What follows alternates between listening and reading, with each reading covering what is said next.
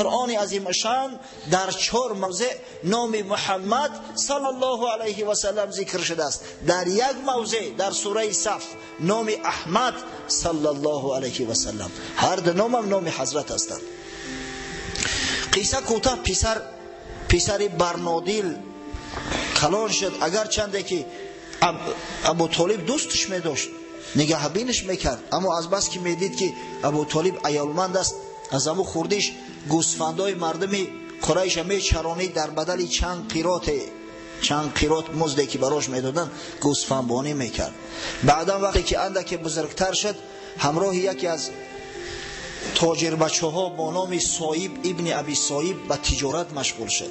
در تاریخ آمده است که وقت صایب ابن ابی صایب به نزدش آمد در روز فتح مکه و با او سلام عرض کرد، حضرت صلی الله علیه و سلم گفت خوش آمدی، رفیق بسیار خوبه بدی در تجارت همراهی من. و وقتی که سن مبارک به 25 رسید، خدیجه بنت خویلد، زیباترین زن قریش، ثروتمندترین زن قریش، زنی که به حد آبرو و عزت داشت که در دار و ندوه، در دار ندوه هم حتی میرفت مصلحت مشورت میداد و هر سال برای تجارت کاروان میفرستاد. این بار وقتی که به طلب یک نفر شخصی که امین باشد کاروان را برده به منزل مراد رساند و بعد بازگشت کند و در مال خیانت نکند افتاد، با او توصیه کردند که همین محمدی جیان ابو طالب به کار گیر، بسیار شخصی امین است، با صلاحیت است، از تجارت هم با خبر است، جوانی با ادب است. از بس که خدیجه نمیشناخت محمد صلی الله علیه و سلم را، از این خاطر غلام خود میسره را همراهش کرد. گفت مواظب باش، ببین که من آدم نمیشناسم، مبادا خیانت نکند. میسره در مدت سفر تا به شام خود عاشق شیفته محمد صلی الله علیه و سلم شد. رفتار و کردار او را دید، سخنهای شیرین او را دید، معامله و مناسبت او را دید. وقتی دید که برای مال خدیجه که موکل است، این را وکیل انتخاب کرده است، چقدر سعی تلاش میکند و بعضی چیزهای دیگر هم پیخست کرد. آدمی به عقل و به فراست زود همین چیزها را درک میکند، اما آدمی به عقل و به فراست مثل خر زعم کرده و به میشینه. میسره هنگامی سفر دید که بعضا وقتی که آب شد تمام میشود، قدرت خدای تعالی در صحرای بی آب و در گرمی تابستان ابر پیدا میشود و میبارونه. پیخست کرد که بعضا در جاهایی که یگان سایگی نیست برای استراحت فرود میآیند، ابر میآید بالای سر رسول الله صلی الله علیه و سلم میگیرد. همین چیزا را احساس کرد. وقتی بازگشت کردن نزد مادرم اومد، به حد توصیف کرد محمد صلی الله علیه و سلم که خدیجه مادرم عاشق زار شد، زنی که تمام قریشی ها خواستگارش بودن، همه صدها آدم به خواستگاری آمده بود، اما گفته بود من دیگه شوهر نمیکنم. عاشق شد به حدی که ببینید زن اصلا یک عفت دارد، شرم و حیا دارد. یک دوگانه داشت با نام نفیسه بنت منیه. دعوتش کرد، گفت من چیکار کنم که دیگه دلم آرام ندارد، بی صبر و بیقرار شدم. نفیسه در خلوت حضرت صدا کرد، گفت که زن نمیگیری یا محمد؟ او سن سالت به جای رسید است، 25 ساله شدی تا که. گفت زن میگیرم، نه که مشکل تر است مهر زنم مهیا کردن و یک زن صالحه پیدا کردن. گفت خدیجه را دیدی؟ گفت دیدمش. گفت چه خیلی است؟ گفت بسیار زنی صاحب جمال، با کرامت، با شرافت. گفت میل نداری خدیجه را بگیری؟ گفت مگر خدیجه مرا میگیره؟ تا گفت خواستگار بفرست، خدیجه راضی میشه میگیرد. آمد نزد عمکش ابو طالب. ببینه یک هفته پیش در حصار بودیم، یک برادر حاجی سوال کرد که آخه حضرت صلی الله علیه و سلم اینقدر خوشرو بود است، حسن جمالش از حسن جمال یوسف زیباتر بود، پس چرا از خودش کلان زن گرفت؟ من در جواب گفتم که دادر جان، اگر تو خدیجه مادر منمی دیدی هرگز این کلمه را به زبان تلفظ نمی کردی. چی بسا زنایی هستند که از 100 دختری باکیره زیباتر هستند، مگر همین را ندیده؟ تصور کنه که بعضی زنای هستن خاصتا همین برای زن زیبا ایام تراوت و شکوفاییش از همین 30 تا 40 سالگی است، پره خشرو میشود. عادتا دخترها خرابتر میشوند، قاقی قاقله. نه که وقتی که زن اگر زیبا و صاحب جمال باشد تا چند وقت خچ پر کرد به نهایت صاحب جمال میشود. به حد مادر و خشرو بود که در قرش زن به زیبایی اونا بدست، همه مردها شیفتش بدن. با نزد ابو طالب امکش وقت این سخن گفت، ابو طالب گفت بچم خدا دادت، خشا به حاله. آمد خواستگاری کرد و مادرم خدیجه به نکاح حضرت صلی الله علیه و سلم در اومد و جان و مال خودش فدای حضرت کرد. جان و مالش در خدمتش قایم بود. به حد حضرت دوستش می داشت، به حد دوستش می داشت. بعد وفات بیبی خدیجه تصور کنه که تا زمان بیبی خدیجه مادر و زنده بود حضرت آرزوی زن نکرده است. در قریشه که در اونجا زن گرفتن و زن طلاق کردن با ریشه بده کرده بود، آرزوی زن نکرد. بعد وفات مادرمو در نزد زنهاش بعضا وقت سخن از بیبی خدیجه مادرمو می افتید به حد تعریف توصیفش میکرد، حضرت بعضا از چشماش اشک جاری میشد است. بیبی عایشه مادرمون میگه که ما غیرت علی احد من نساء رسول الله صلی الله علیه و سلم ما غیرت علی خدیجه. به هیچ زن حضرت صلی الله علیه و سلم اینقدر رشکی که به بیبی خدیجه داشتم نداشتم. میگه رشک می اومد. بیبی خدیجه که پیش بیبی عایشه مادر ما از دنیا رفته است، بیبی خدیجه که بیبی عایشه ندیده است را، اما میگه به حد تعریف توصیفش میکرد حضرت که رشکی من می اومد. خشا به حال کسی که خدای تعالی ایت زن صالحش بده. واقعا همه شیر مردار زنها شیر مرد میکنن، شیر زنها شیر مرد چون میکنن. پس هر کدومت که باشه دائم دعا کنه که خداوند صاحب زن صالحم کن. یک برادر این سحر در تلفن ما پول گذرونده است، التماس کرده است که یک دعا کنه دست جمعانه در روز جمعه که یک زن صالحه خداوند نصیبم بگردونه. پروردگار به این برادر، به تمام برادرایی که در آرزوی زن صالحه هستند، خواه جوان باشن خواه پیر، خداوند جفتای صالح سالم نصیب روزی گردان. آمین یا رب العالمین. به همین طریق حضرت صلی الله علیه و سلم تا سن 37 سالگی به زندگی مشغول بود، به تجارت ها مشغول بود، تا اینکه باری اول در سن 37 سالگی رؤیای صالحه دید. رؤیای صالحه یعنی خوابی که مثل روشنایی صبح روشن است، در ذهن در یاد آدم میماند. حضرت عادتا خواب نمیدید است، اما وقتی باری اول رؤیای صالحه را دید دیگه خودش در شگفت افتاد. کار و باری دنیا دیگه در دلش سرد شد، دیگه تمام محبت از دنیا قطع کرد، دیگه دستش در یگان کار پیش نمی رفت. و من بعد حضرت خلوت اختیار کرد. خلوت در ماه شریف رمضان می رفت مدت 1 ماه در غار حرا. حاجیان میدونن این غار حرا در کجا است. بسیاری حاجیامون بیچاره را زورشون نمیرسه که به غار حرا را نرسن.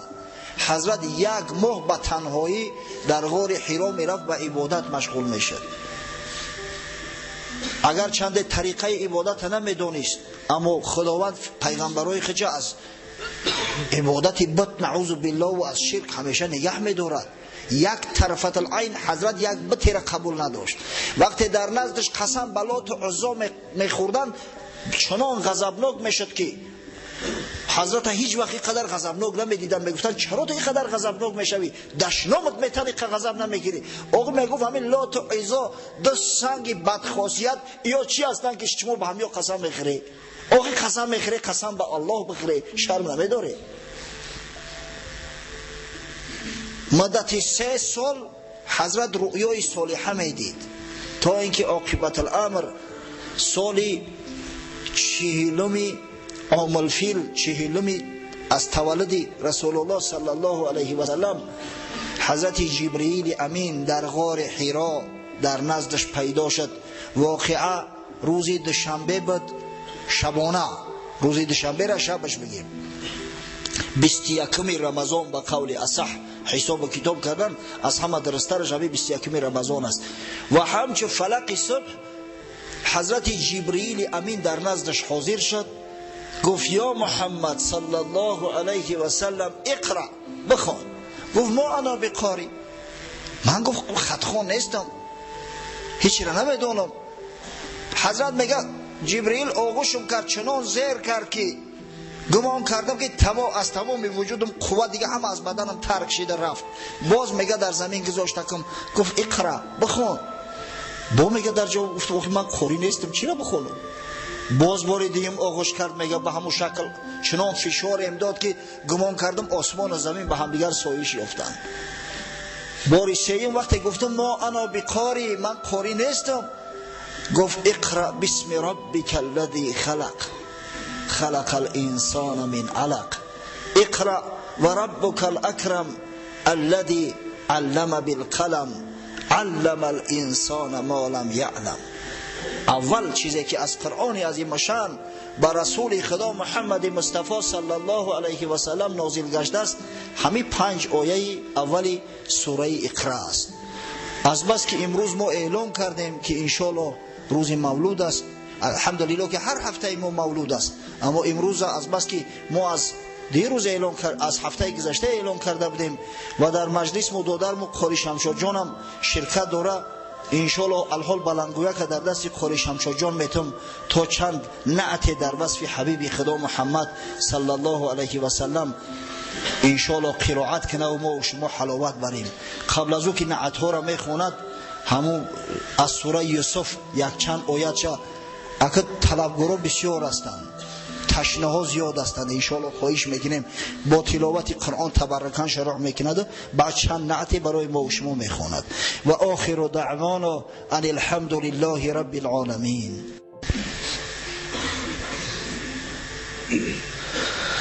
اعوذ بالله من الشیطان الرجیم.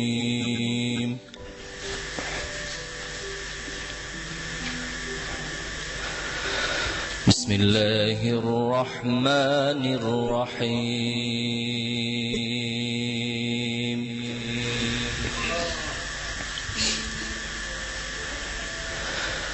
الف لام را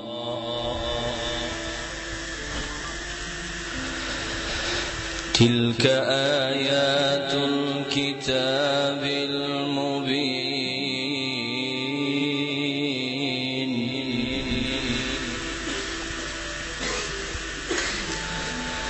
إنا أنزلناه قرآنا عربيا لعلكم تعقلون.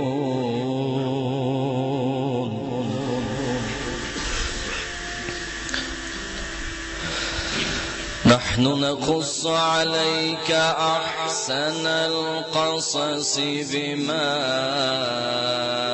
أوحينا إليك هذا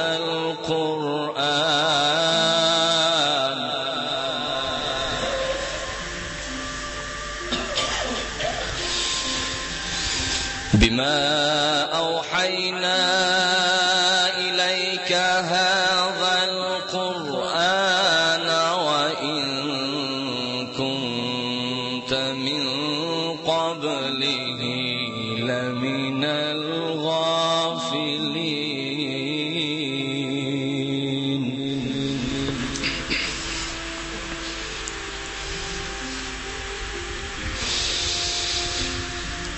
إذ قال يوسف لأبيه يا أبت إني رأيت 11 كوكبا والشمس والقمر رأيتهم لي ساجدين.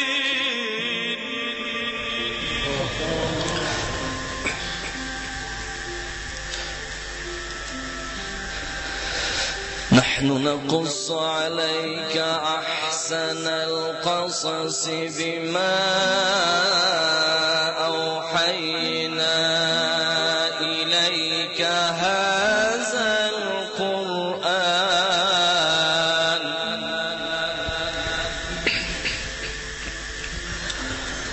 وإن كنت من قبله لمن الغافلين.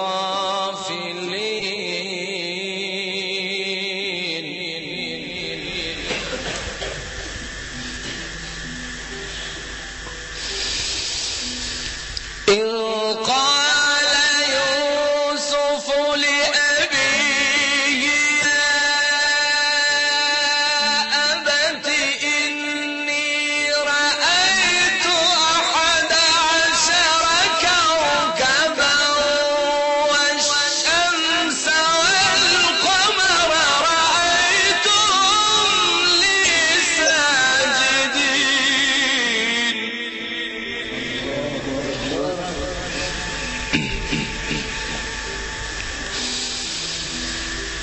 قال يا بني لا تقصص رؤياك على إخوتك فيكيدوا لك كيدا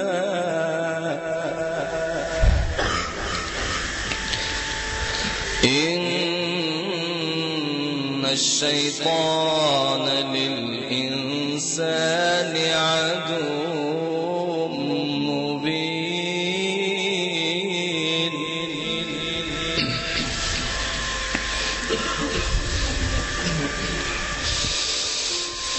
قال يا بني لا تقصص رؤياك على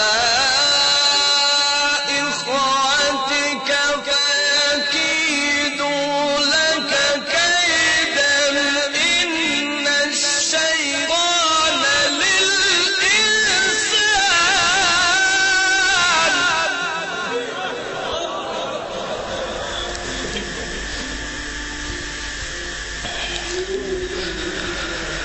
إن الشيطان للإنسان عدو مبين.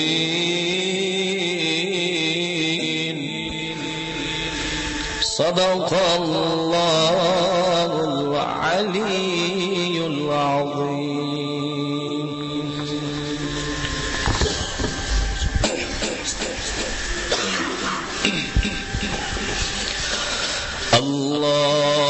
اللهم صل وسلم وزد وبارك على رسول الله وآله الأطهار. على رسول الله وآله الأطهار. ای چهره زیبای تو رشک بتان آزری هرچند وصفت میکنم در حسن از آن بالاتری. آفاق را گردیدم مهر بتان ورزیدم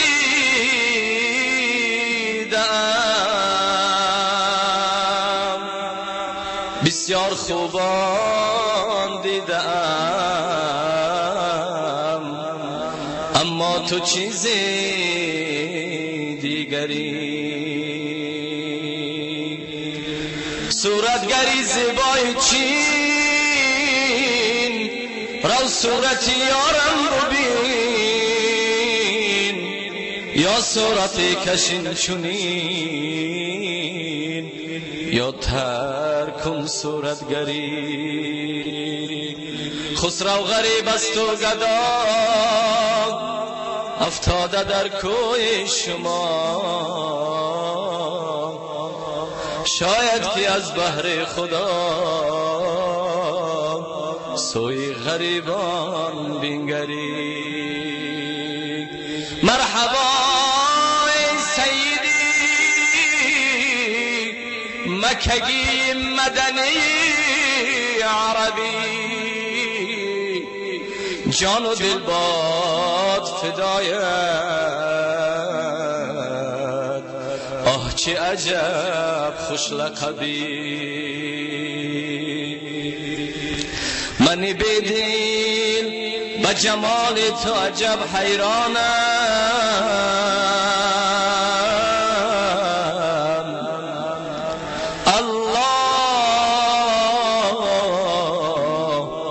الله چه جمالیست با این بوالعجبی.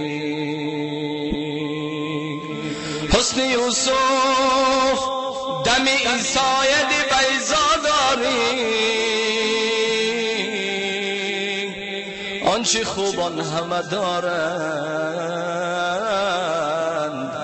یا محمد تو تنها داری. یا رسول الله با حاجت آمدیم نزدیک شما، آرزو داریم که بینیم یک نظر روی شما. یا رسول الله توی قاضی حاجات همه، ناامید هرگز نشود کس از سر کوی شما. یا رسول الله با وقتی هر نماز و هر دعا قبله میخواهم که باشد تا ابروی شما.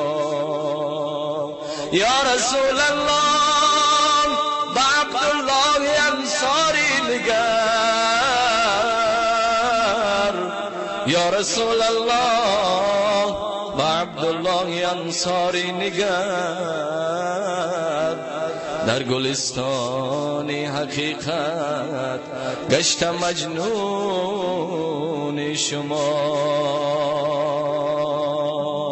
یا رسول الله یا محمد یا محمد، یا رسول الله یا محمد یا محمد، یا رسول الله یا محمد یا محمد، یا رسول الله یا محمد یا محمد. شهر مکه ستاره باران فرا گرفته زمین تو، شهر مکه ستاره باران فرا گرفته زمین تو.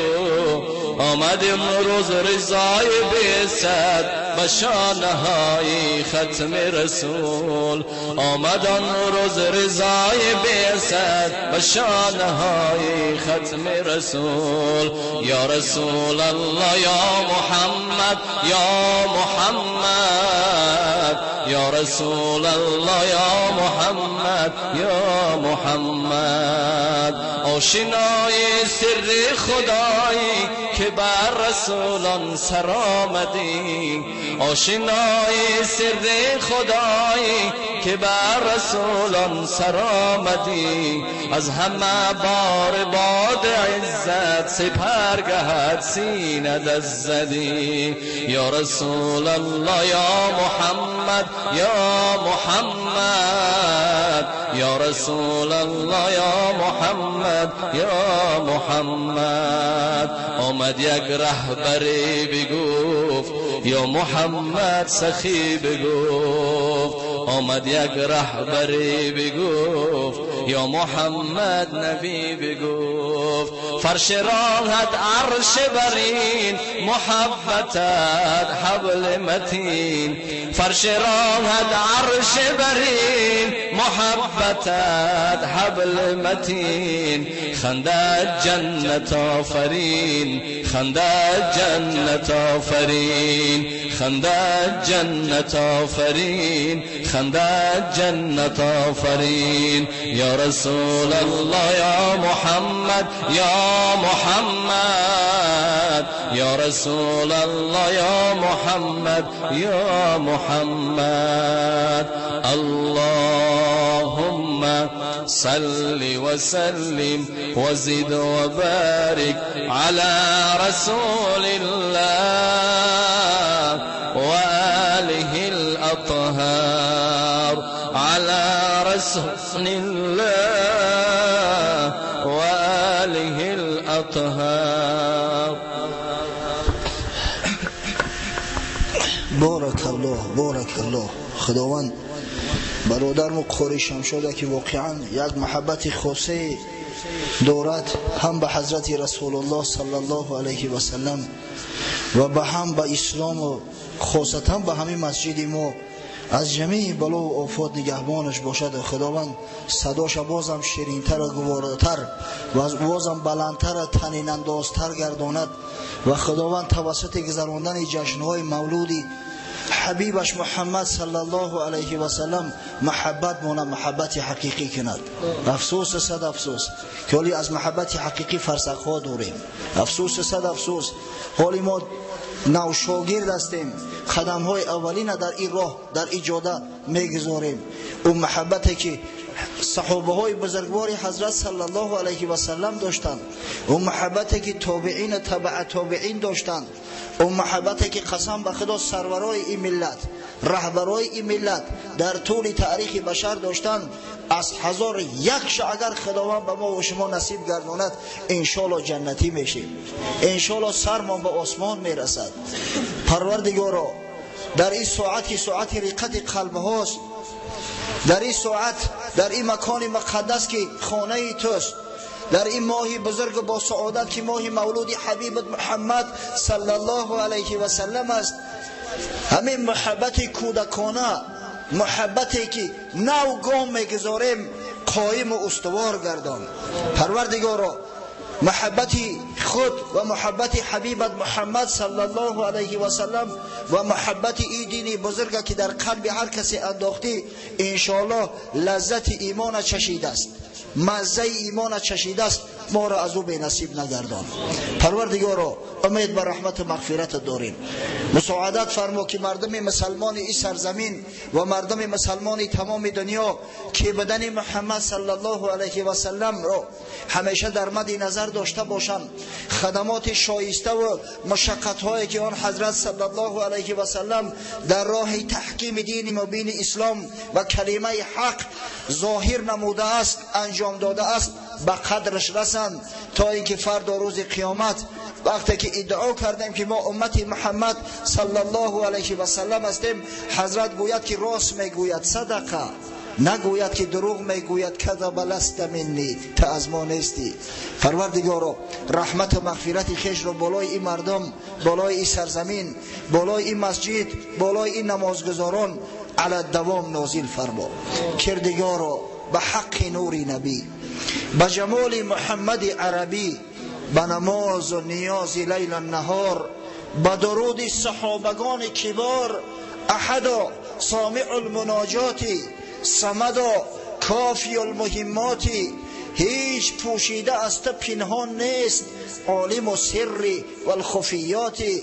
هر دعایی که میکنند این بندگانی با هزار امید و آرزو دست به دعا برداشته، استجیب یا مجیب دعواتی برحمتک یا ارحم الراحمین.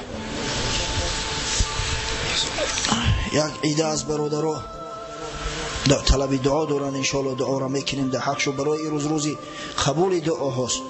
بعضی برادرها واقعا حق هم دارن که در حقشو دعا کنیم. در حق برادر محاجی سفر که بسیار جوان مرد محیب از دعا میکنیم که خداوند از این بیشتر زاییترش گردانه و محبت واقعی را در قلبش جای دهد. در حق برادر مغیرت جان که محیب مسجد است، خداوند فرزنداش هم مثل خودش محیب جوان مرد با غیرت بزرگ سازد. در حق برادر بحرالله که همراه یک شاگردش 3 روز در مسجد به کار اندرمان بود، خداوند در بدل محنت هایی که کرده است در فردوس اعلی در پهلوی کشک رسول الله صلی الله علیه و سلم براش قصرها عطا فرماید. در حق برادر محاجی عبدالله دعا میکنیم که خداوند سعادت دارین نصیب و رودیش بگردونم. در حق جوان مردایی که برای مسجد خیر احسان کردند، از جمله یک برادر آورد $100 همیشه پرتوف وقتی ما اعلان کردیم. خیلی جوان مردا در جامعه کم هستند، حتما ما باید در حقش دعا کنیم. اگر چند بیچاره التماس میکنن که ناممون نگیرین، ذکر نکنین، اما ما دعا میکنیم، ان شاء الله دعا میکنیم، حتما باید دعا کنیم. در حق برادر ما محمدی، پروردگار خیر احسانش قبول و مقبول گرداند، جمیع مراد و مقصوداش حاصل گرداند. در حق یک عده از برادرای بعار و به ناموس محله که همیشه قایم هستند و مأموریت مسجد با عملهای خیرشون دستگیری میکنند، دعا میکنیم که خداوند هرگز خواری را نبینند، هم حیاتی که دارند همیشه سرسبز و خرم باشند. در حق بابای بیان دعا میکنیم، زوجش بیمار است، خداوند برای شفای کامل و عاجل عطا فرماید. خب در حق برادر حاجی عبادالله که برادرش بیمار است، برای طبابت به ایران برده استش، خشب به حال برادری که برادرش برای طبابت جراحی به یک مملکت دیگر میبره. این خیلی عملها در ما کم شده است، اگر فرزنداشون نبرن هیچ که آرزوی برادر نمیکنن. دعا میکنیم خداوند همین جراحی را به خوبی انجام دهد، پروردگار با سری بلند با ابرو و عزت بازگشتن به این برادرها به وطن نصیب گرداند. در حق برادر مدام احکام الدین، در حق قاری محمد جان دعا میکنیم که پروردگار سعادت دارین نصیب و روزیشون گردانه. یک عده برادرها مبلغ پولیشون ننوشتن، نامشون ننوشتن. من نامشون میخونم دعا میتونم، مبلغ پولیشون نه. در حق برادرمو بهادر جان، دو تا بهادرای، بهادر یک و بهادر دو. در حق برادرمو فردوس جان، در حق برادرمو احمد جان، در حق نورالدین جان دعا میکنیم که خداوند خیر احساناتشون قبول و مقبول گرداند، جمیع مراد و مقصوداشون حاصل بسازد. آمین. در حق برادرمو حاجی حسن الدین که عزم سفری بیت المقدس دارد، دعا میکنیم که پروردگار سفرش سفری مبارک گرداند و در همون مکانی بزرگ در مسجد اقصی دعا کردن در حق مسلمان این سرزمین فراموش نکند. بعضی برادرها طلب دعا دارن، از جمله یک برادر از کولا به دست میگه همراهی برادرام نیت داریم یک مسجد میسازیم، خداوند این نیت خیرشون به خوبی انجام دهد ان شاء الله. به مجرد همین نیت الکی ثوابش گرفته است. اگه خوشا به حالش که اگر کارش به صابون میرسونه ان شاء الله، کسی به خاطر خدا مسجد میسازد یا کسی در مسجد سهم گذاری میکند، این بزرگترین صدقه جاریه براش است. تا وقتی که اون مسجد است اجر ثواب براش میرسد، خوشا به حالش. و فردا روز قیامت خداوند صاحب قصر ملکا در فردوس اعلی او را میگردونه. عموما مجموعاً دعا میکنیم پروردگارا در این ساعت که ساعت اجابت دعا است، دعای بندگان عاجز خویش و به درگاهت قبول و مقبول فرما. پروردگارا اسلام و قوت و عزت و توانایی ببخش. پروردگارا این راهی حق، راهی صراط المستقیمی که امروز ما انتخاب کرده ایم و اختیار کرده ایم، نگذار که هیچ یک شیطانه، نه شیطان جنی و نه شیطان انسی ما را از این صراط مستقیم منحرف گرداند. پروردگار ملک سرزمین ما را آبادان گردان. پروردگار صلح و صلاح که الحمدلله سبب قدر آبادانی است، سبب امر به معروف و نهی از منکر کردن های ما و شما است. خداوند این صلح و ثبات ثابت و پایدار در این مملکت استوار نگه دار. ربنا افتح بیننا و بین قومنا بالحق و انت خیر الفاتحین. ربنا آتنا فی الدنیا حسنه و فی الآخرة حسنه و قنا عذاب النار برحمتك یا ارحم الراحمین.